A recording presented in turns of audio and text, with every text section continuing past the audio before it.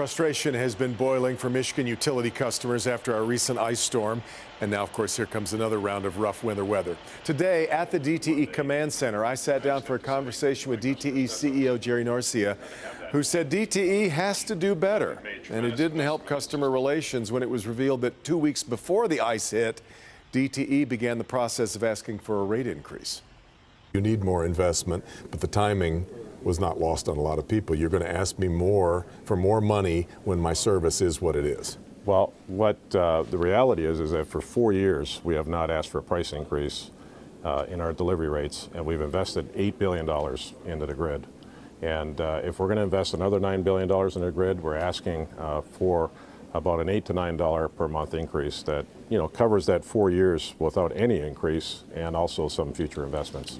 I want to get to, we've received a ton of questions for me to ask you. Yes. One of them said, I spent hundreds of dollars on hotels and food, and DTE is only giving me a $35 credit. Why can't you reimburse me for the total losses?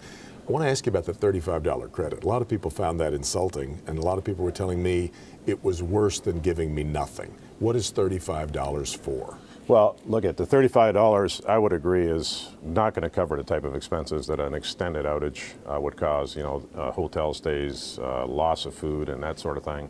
And when we work with our regulator, we're trying to find a balance for how much do we reimburse for an outage versus how much do we reinvest in making the future better and making the grid better. If we are the 5th worst in the country at reliability, how long can it reasonably take for us to move up much higher where we belong?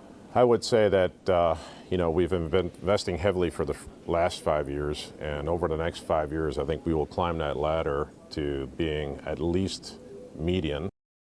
That would get us to median. So then another 5 years, he says, perhaps to push ahead to where Michigan should be. You'll see the complete conversation coming up Sunday morning at 10 on Flashpoint.